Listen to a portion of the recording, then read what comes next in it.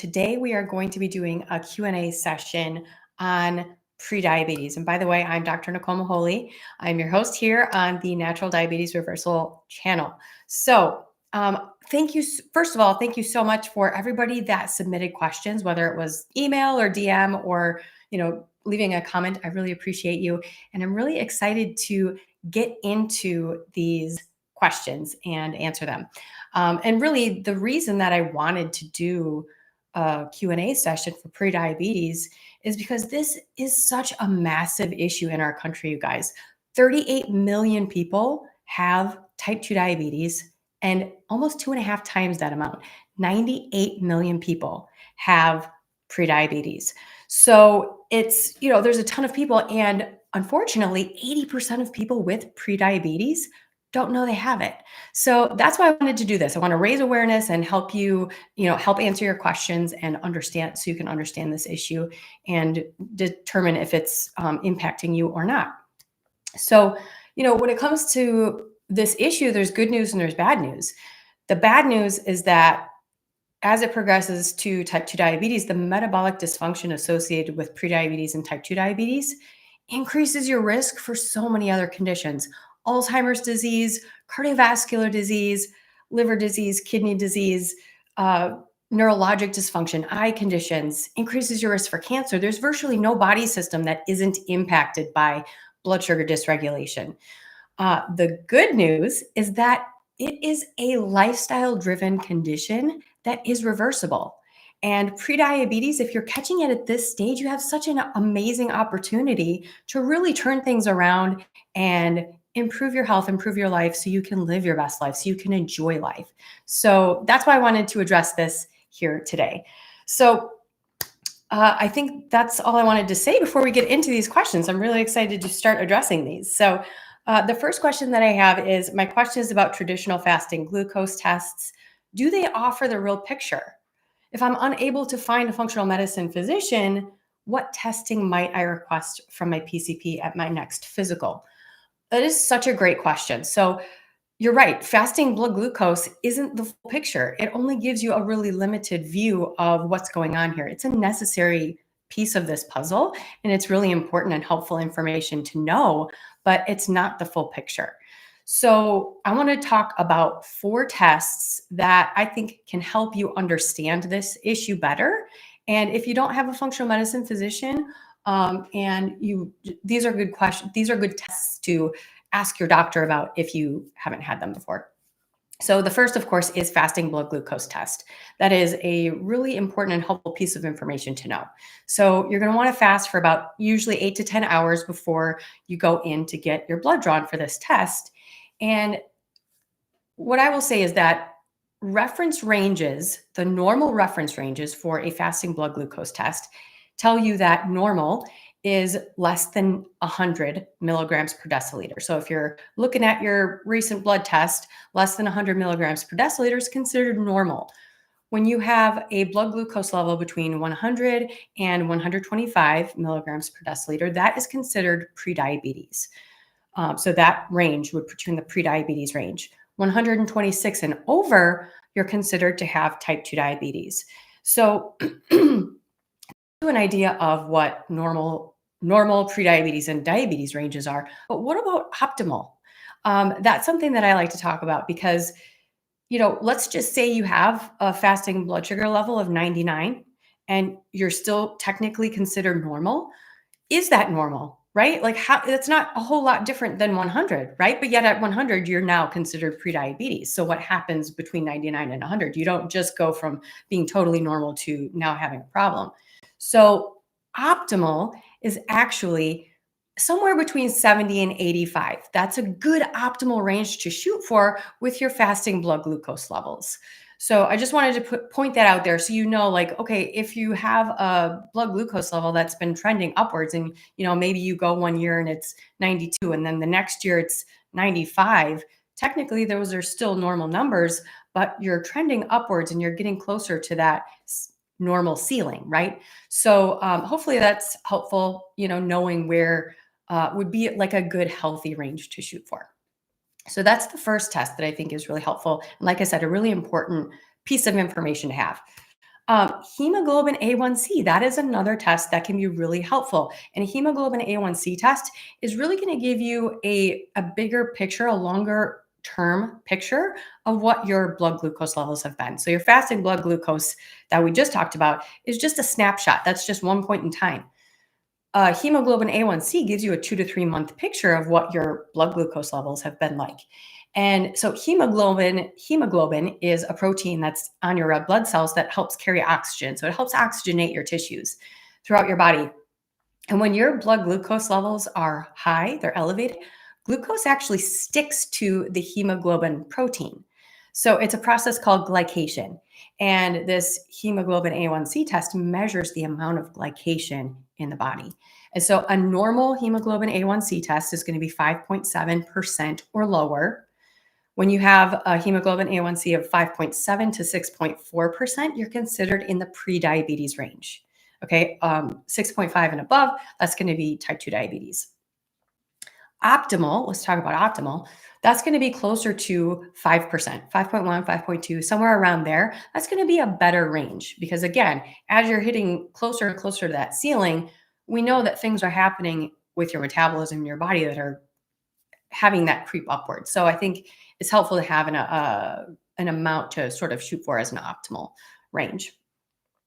So that's hemoglobin A1C. The next test that I want to talk about is insulin. So prior to blood glucose levels rising, your insulin actually rises before that, right? And so I think that it's helpful to know what your insulin levels are because it can tell you that this might be a problem that's starting to develop before it becomes a pre-diabetes situation.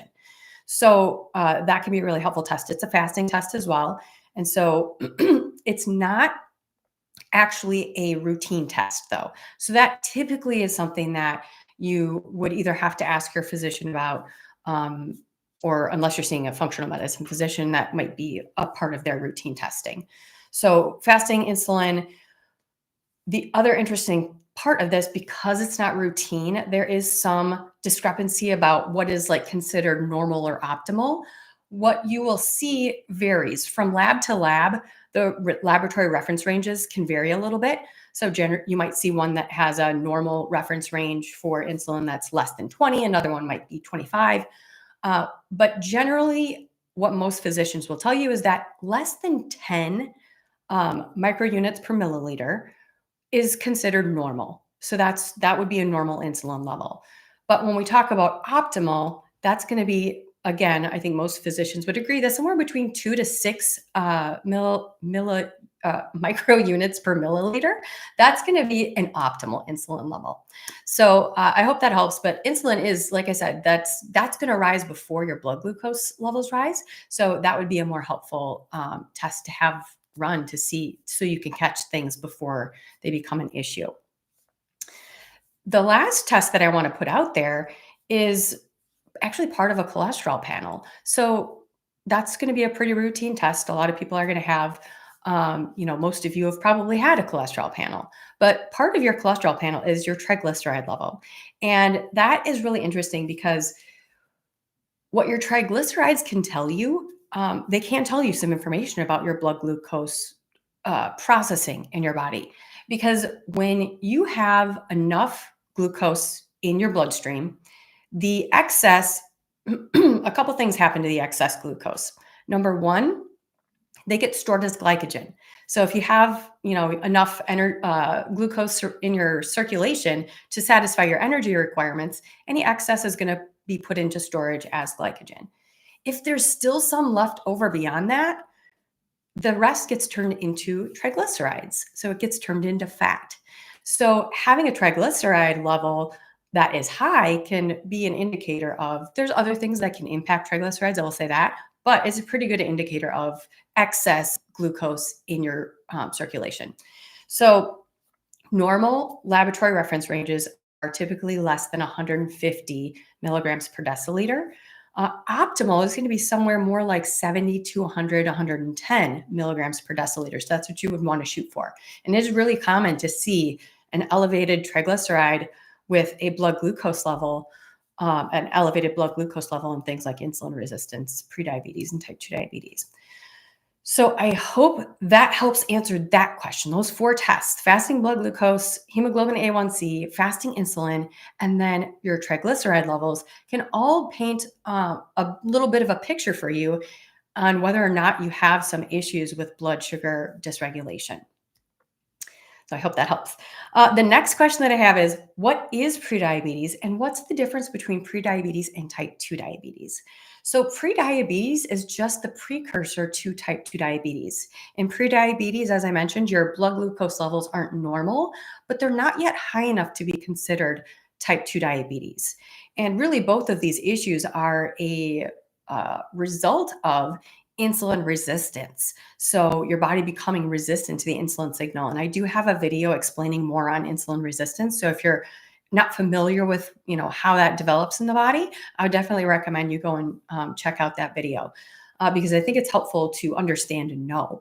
But yeah, essentially, the difference between prediabetes and type 2 diabetes is that they're just different stages of the same metabolic condition. And I would even slide insulin resistance in there, that insulin resistance, prediabetes, and type 2 diabetes, they're all just different stages of the same condition, the same metabolic dysfunction that's happening in the body. So reversible metabolic dysfunction. So hopefully that answers that question. And then, how do I know I have it? How do I know I have prediabetes? This is a really great question. So we talked about the laboratory values of those four tests, right? That's the data is going to paint a pretty clear picture, right? But what if you haven't had labs, or you just aren't quite sure what's going on? I want to talk about symptoms, like some symptoms that you can identify that might tell you, oh, maybe I should get some blood tests. Maybe I should check this out. So symptoms of insulin resistance and prediabetes, if you were to go, Google what are the symptoms of these things, you might not see a whole lot because some sources will even say there are no symptoms. But the thing is, you don't just go from prediabetes with no symptoms to now you've got type 2 diabetes, now you have symptoms, right? The symptoms can be, sometimes they can come on slow, so you might not recognize them as being problematic or being a symptom. You might just a lot of people just normalize things like fatigue or headaches, but they can be an indicator of something going on. And most of the symptoms that I'm going to talk about are symptoms of blood sugar dysregulation. So prior to your blood sugar rising or developing, type 2 diabetes, you have blood sugar dysregulation. So a lot of people are on this blood sugar roller coaster where you consume carbohydrates, starches, sugars, your blood sugar shoots up and rises, it spikes, and then it comes down. And as it comes down, when you have blood sugar dysregulation, it's not going to just stop at baseline. It actually keeps going and ends up getting too low. And that's something that we call reactive hypoglycemia. And that can be associated with this dysfunction, this blood sugar dysregulation that is a precursor to these things developing, type 2 diabetes developing. So there are things to look out for. As far as like physical symptoms, physical signs, I should say, skin tags are one. So if you have a lot of skin tags, that might be something that you might want to look into. And then darkening of the skin around the neck, the armpits, and the groin regions. That's called acanthosis nigricans. And that can be another indicator that there's insulin resistance developing in the body. Other symptoms can be things like fatigue, brain fog is a big one, cravings, especially for sweets, headaches, and especially if you go for a long period of time without eating. If you have headaches, if you go for a long period of time without eating and you have irritability or shakiness, so you might know this as feeling hangry, right? Those are signs of this reactive hypoglycemia.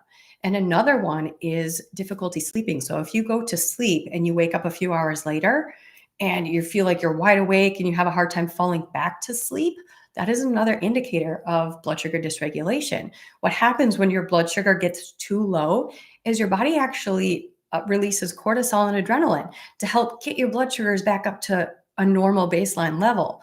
And so that cortisol and the adrenaline that your body releases when it is too low, that wakes you up and that makes you feel more wide awake and makes you have a harder time falling back asleep. So I don't know about anybody else, but I definitely know that growing up, I had those symptoms. I can remember as early as 7 or 8 years old and looking at my diet and what I was eating at the time. It makes complete sense that my blood sugar would have been doing this. Another symptom that can come with that reactive hypoglycemia is nausea. So but there's other things that are risk factors for developing these conditions and can be an indicator that maybe things are going on. A sedentary lifestyle, that is a big one. A diet that is high in carbohydrates, that is a big factor in the development of this condition, insulin resistance and prediabetes and diabetes. So those two are big. Also, obesity. When you carry weight around your midsection, that is an indicator that is an increase that puts you at increased risk for things like insulin resistance, prediabetes, and type 2 diabetes. And so something to look for there is if you have a waist circumference larger than 40 inches for men and 35 inches for women. Those put you at an increased risk for developing these metabolic conditions. Smoking increases your risk for developing these conditions. Taking certain medications, so corticosteroids are one. I mentioned earlier that when your blood sugar gets too low, that your body releases cortisol as a way to bring your blood sugar back up. Chronic use of corticosteroids are basically cortisol, a version of cortisol, and so that's going to raise your blood sugar level. So if you take that type of medication chronically, that can increase the risk for developing insulin resistance and prediabetes. Certain medical conditions can also increase your risk. Things like polycystic ovarian syndrome, sleep apnea, non-alcoholic fatty liver disease, and Cushing's disease. Cushing's is an overproduction of cortisol. So there we have it again. And I mentioned cortisol a lot. That is a stress hormone. So if you have a high amount of chronic stress in your life that's unaddressed, that's the key. We're always going to have stressors in our life, but if it's stress that's not addressed, if if you're not doing anything about it, that is when it can really become a problem and continue to kick out that stress hormone cortisol. So it's really important to address those things when they're an issue. And I think that kind of covers all of the symptoms or risk factors that I wanted to point out. Hopefully that is helpful. And if you can identify with any of these, maybe that's an indicator again of something that you want to talk to your doctor about and maybe get some testing to see if where your blood sugar regulation is at and if it's a factor for you. So the next question that I have is, can I reverse prediabetes if I have it? And then if so, how do I do that? And I love this question because, as I said throughout this, yes, it is a reversible condition. This is a lifestyle-driven issue that can be reversed with lifestyle. So in 2019, I believe the American Diabetes Association came out with a consensus report for adults with prediabetes and type 2 diabetes. And in that report, it was on nutritional therapies. And in that report, they noted that the nutritional therapy with the most evidence for improving glycemia was reducing overall carbohydrate intake. So as I mentioned before, we know that an excessive intake of carbohydrates is really a contributing factor for prediabetes and type 2 diabetes and insulin resistance. So starting to reduce that overall carbohydrate intake is a really amazing opportunity to start turning this around. Now, there are a lot of other factors that can play into developing prediabetes and type 2 diabetes. I mentioned stress. We talked about sleep being a factor. Decreased sleep neglect, essentially not getting enough sleep, can definitely impact blood sugar regulation. Toxin exposure, that can be a factor. So there's a lot of things that can be factors, but the factor with the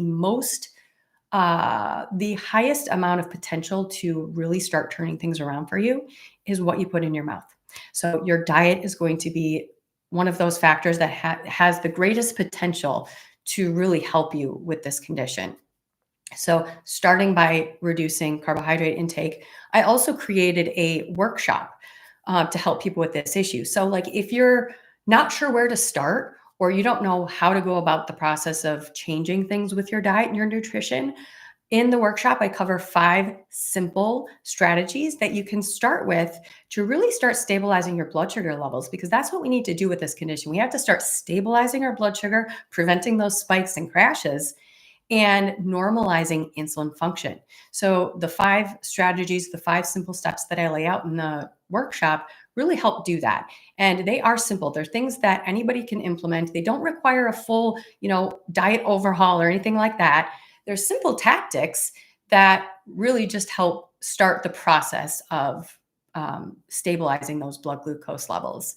And that's what the workshop is designed for, just to help get you started with simple steps. It's those little steps that add up to big results. So start with something like that. I do have other resources too. Like if you're looking for something like what does a low carbohydrate style of eating look like, I have a 3-day diabetes friendly meal plan, and all these resources. I'll make sure they're linked below in the description box after this.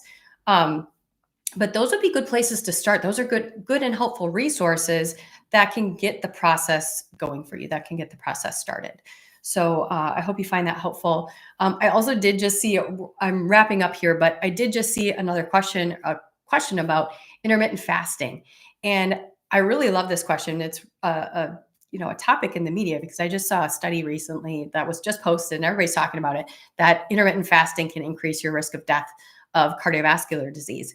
And I want to address this in either the next Q&A session, or maybe I'll do a separate video, because I definitely have some things to say about this. It's not for those of you out there that are utilizing intermittent fasting. It's not to say there's a way to do it. I will say this, there's a way to do it that is not helpful. And there's things that a way to implement it that can be very helpful. And when we're talking about prediabetes, type 2 diabetes, insulin resistance, fasting in some capacity can be helpful, but there is a proper way to do it. So I will make sure to address that in full in either our next Q&A session, if there's other questions, or in a separate video. So as I said, if you have other questions, make sure to drop them in the comments below. If there's enough questions, I'll do another Q&A session. I'm happy to do that. Otherwise, I'll just address them separately in separate videos, or by commenting on the thread. So I hope you found this helpful. Thank you so much for joining me today. I hope you enjoyed it. And if you did, let me know. Give me a thumbs up. Subscribe to my channel if you haven't already. And I will look forward to seeing you in the comments. And I'll look forward to seeing you next time. Take care, friends. Thanks for being here.